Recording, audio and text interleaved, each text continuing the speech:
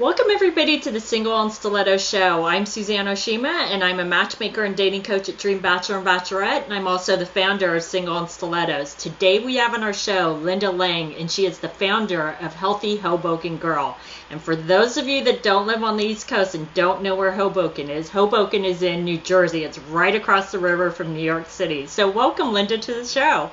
Hi, Suzanne. It's a pleasure to be here. Thank you so much for having me. I'm so excited to have you here. But before we get into today's topic, which is about mind, body, food, and dating, I would love for you to tell our audience your background. So, a little bit about my background. I am a certified holistic health coach. I'm a healthy chef and the writer and the founder of the blog Healthy Hoboken Girl. I'm a recovering elementary school teacher, but today I get to combine my passion of teaching with sharing my passion for healthy living and healthy cooking. That's great. So, ladies, I know we all love food, but we all have issues with food too. So today we're going to talk about mind, body, food, and dating because I think it's all interrelated. And I think too many women, because I hear this a lot, is too many women will beat themselves up when it comes to food and quote unquote feeling fat, and that sometimes it can prevent them from dating. So Lynda, I would love for you to give us your 3 best tips for women on how to deal with this negative thought process that can come along with food and dating. Yes. I think we can be our worst enemies sometimes when the thoughts in our head are negative self-talk. So, and I think we all go there at times. So, it's okay. My first tip, I would say, is to start changing that recording.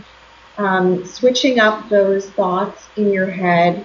And I think and they're very powerful. So I think once you change that negative self-talk to a positive affirmation, you're going to have a different outlook on life. And even if you don't believe it, just keep repeating it to yourself, and hopefully soon it will stick.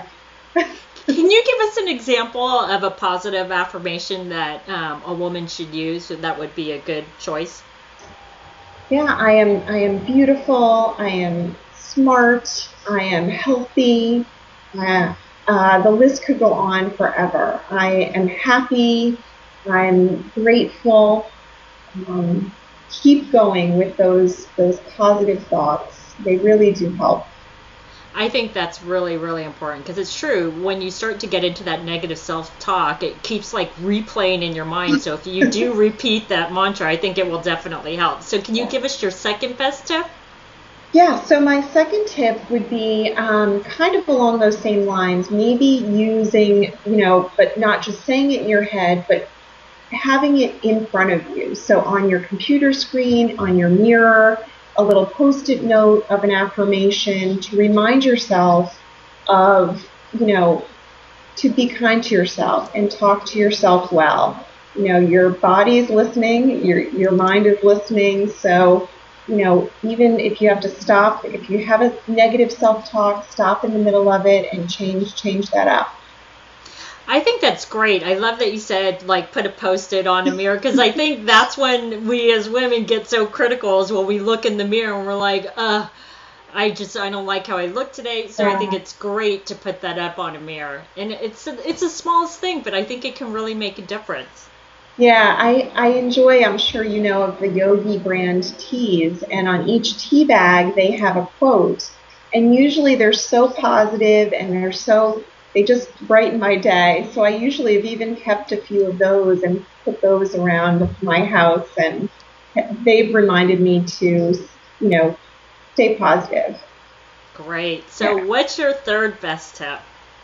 My third tip would be to lighten up and kind of, just let go and, don't try to hold on so tight to, I guess an image of the perfect guy or what you want to bring into your life. Just really start loving yourself and where you are, who you are in this very moment today.